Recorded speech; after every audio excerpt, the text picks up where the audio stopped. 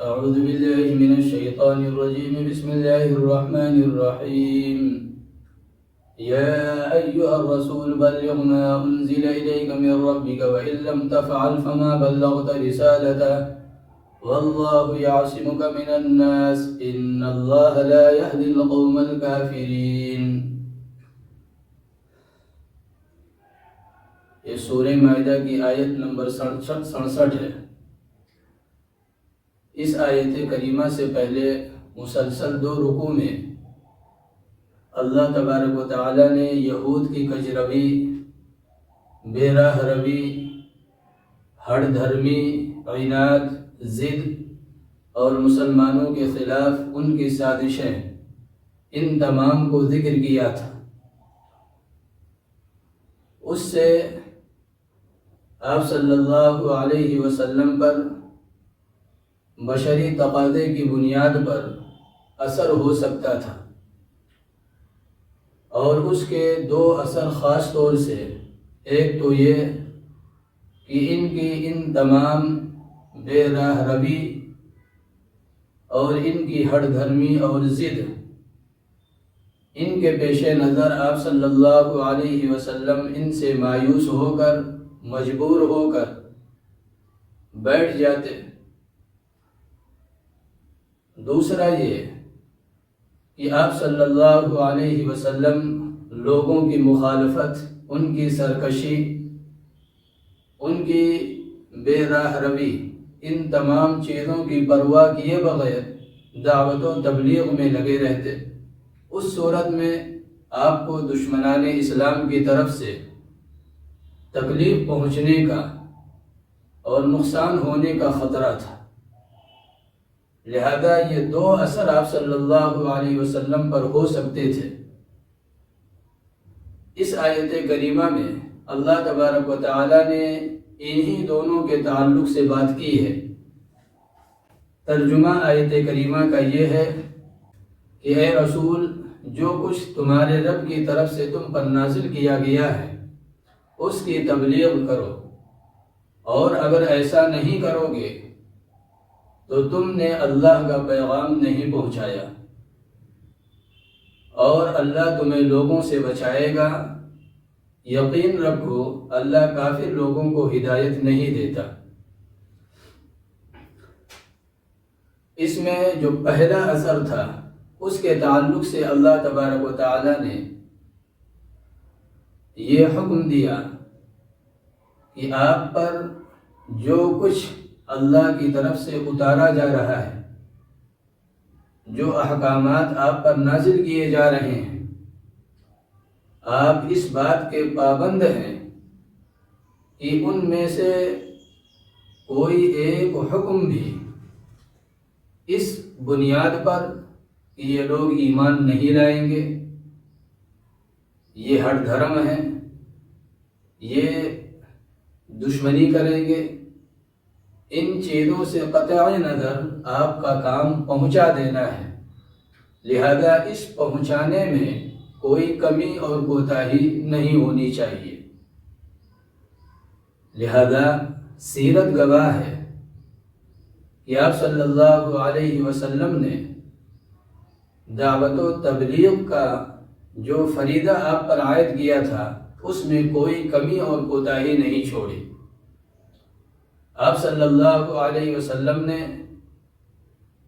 اس دین کی خاطر کتنی تکلیفیں برداشت کی، کس کس طرح دشمنیاں مول لی، اور کیا کچھ نہیں ہوا آپ صلی اللہ علیہ وسلم کی ذات اقدس کے ساتھ ہم سب اچھی طرح واقف ہیں.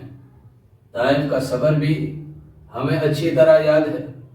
اسی طرح جب آپ صلی اللہ علیہ وسلم حج کے سیزن میں باہر سے آنے والے جو حضرات ہوتے ان سے اس غرض سے ملاقات کرتے کہ شاید یہ لوگ ایمان لے آئیں، بات مان لیں. لیکن اس درمیان جو کفار مکہ ہیں، جو آپ کے رشتہ دار ہیں، یہ وہاں جا کر لوگوں سے کہتے کہ ان کی بات نہ سننا، یہ مجنون اور دیوانے ہو گئے ہیں. جب آپ انہیں قرآن کریم کی آیتیں پڑھ کر سناتے تو پھر اس صورت میں یہ حضرات شور مچاتے، تالیاں بجاتے تاکہ آنے والے حضرات قرآن کو نہ سن سکے۔ یعنی اللہ تبارک و تعالیٰ کے نبی صلی اللہ علیہ وسلم نے دعوت و تبلیغ کا جو حق تھا وہ کما حقہ ادا کر دیا۔ صلی اللہ علیہ وسلم نے جو حج فرمایا، جسے ہم اور آپ حجۃ الوداع کے نام سے جانتے ہیں، جو جانشاروں کی جماعت آپ صلی اللہ علیہ وسلم کے ساتھ تھی، وہ تقریباً 1.25 لاکھ ہیں۔ اس حج میں آپ نے عرفات میں، مینا، مزدلفہ میں کچھ باتیں لوگوں کے سامنے پیش کی ہیں جو اسلامی نقطہ نظر سے بڑی اہمیت کا حامل ہے۔ وہ ایک طرف اسلام کا آئین اور دستور کہلانے کا مستحق ہے، تو دوسری طرف ماں باپ سے کہیں زیادہ مشفق اور مہربان پیغمبر کی آخری وصیت ہے۔ اس میں آپ صلی اللہ علیہ وسلم نے صحابہ کرام سے پوچھا تھا کہ اللہ نے مجھے کہا تھا بلغ ما انزل الیک من ربک، کہ میرے حبیب جو کچھ آپ پر اتارا جا رہا ہے آپ اسے پہنچائیے۔ الا هل بلغت، صحابہ تم بتاؤ کیا میں نے پہنچا دیا؟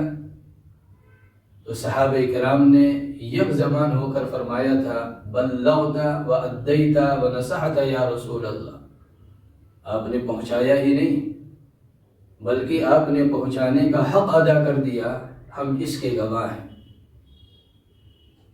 اس کے بعد آپ صلی اللہ علیہ وسلم نے آسمان کی طرف چہرہ کر کے اور انگلی سے اشارہ اور یوں فرمایا اللہم شہد، اللہم شہد، اللہم شہد، اے اللہ تو بھی گواہ ہو جا۔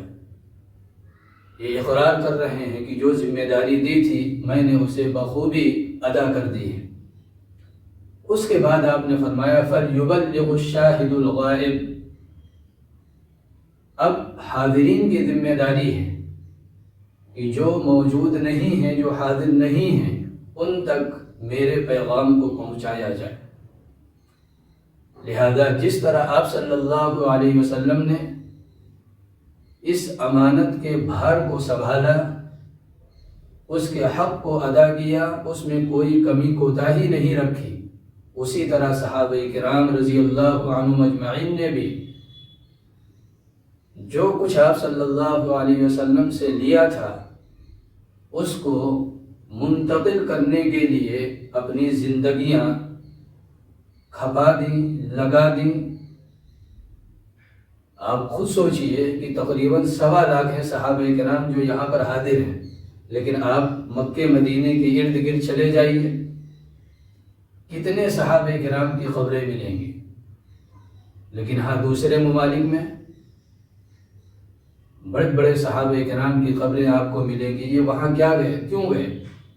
ظاہر سی بات ہے کاروبار کرنے کے لیے نہیں، روپیہ پیسہ کمانے کے لیے نہیں، بلکہ اللہ کے نبی سے جو کچھ سیکھا تھا اس کو پہنچانے کے لیے، لوگوں کو سکھانے کے لیے، اللہ کے کلمے کو بلند کرنے کے لیے ان حضرات نے ان جگہوں پر اپنی قبریں بنوائی ہیں۔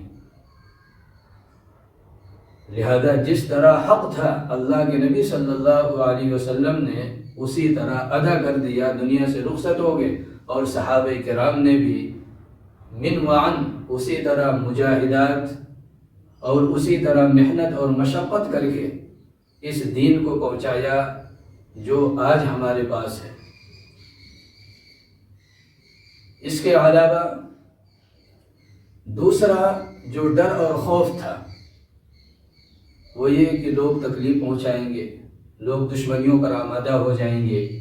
اللہ نے فرمایا وَاللَّهُ يَعْصِمُكَ مِنَ النَّاسِ، اب آج سے آپ ہماری پناہ میں ہیں، آپ کا نگراں اور محافظ میں ہوں گا۔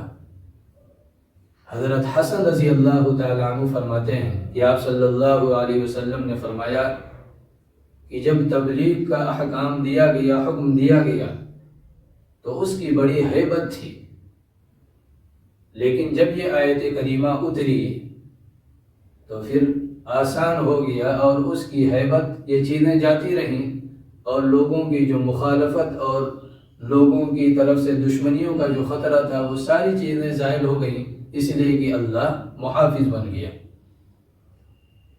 اسی طرح چند صحابہ کرام رضی اللہ عنہم اجمعین یہ آپ صلی اللہ علیہ وسلم کے پاس اس نیت سے ہمیشہ لگے پڑے رہتے تھے، چاہے سفر ہو یا حضر ہو، کہ آپ کی حفاظت کی جائے۔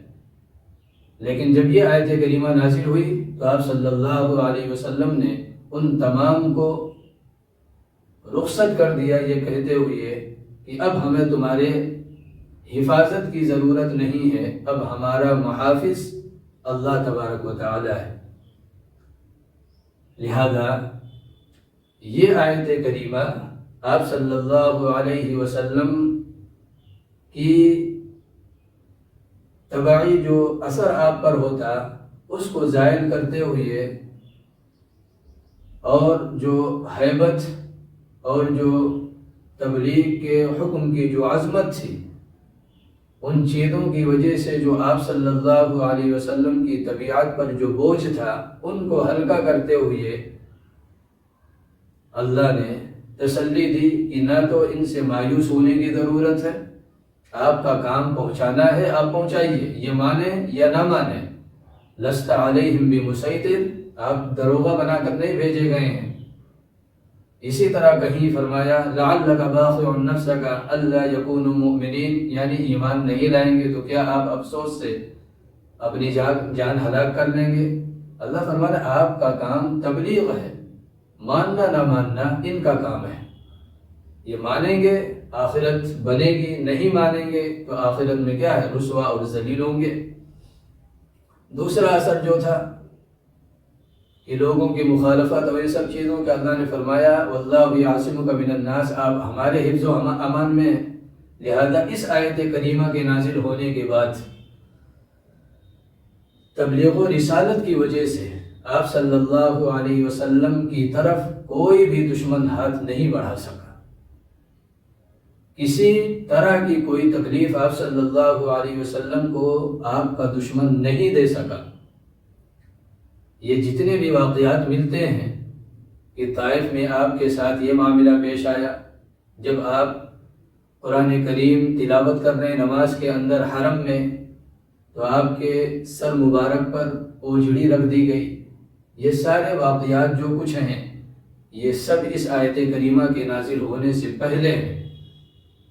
اس آیت کریمہ کے نازل ہونے کے بعد اللہ کے نبی صلی اللہ علیہ وسلم کی طرف تبلیغ کی وجہ سے، اللہ کا حکم پہنچانے کی وجہ سے کوئی دشمن ہاتھ نہیں بڑھا سکا۔ لہذا جس طرح آپ صلی اللہ علیہ وسلم نے اس دین کی خاطر تکلیفیں اٹھائیں، پریشانیاں برداشت کی، ہر طرح کی قربانیاں دیں، ہمیں اور آپ کو اس دین کے تعلق سے جو غفلت ہے، جو کوتاہی ہے اور اس دین سے جو دوری ہے، ان تمام کو ختم کر کے ہمیں آپ کی قربانیوں کو سامنے رکھتے ہوئے اسلامی احکامات کو سینے سے لگانے کی ضرورت ہے، اللہ اور اس کے رسول کے حکموں پر چلنے کی ضرورت ہے، اس لیے کہ ہماری اور آپ کی کامیابی وہ اسی دین میں منحصر ہے۔ اگر ہم دین والے ہوں گے تو دنیا بھی اچھی ہوگی اور آخرت میں کامیاب ہوں گے، اور اگر دین سے ہم دور ہیں تو اس صورت میں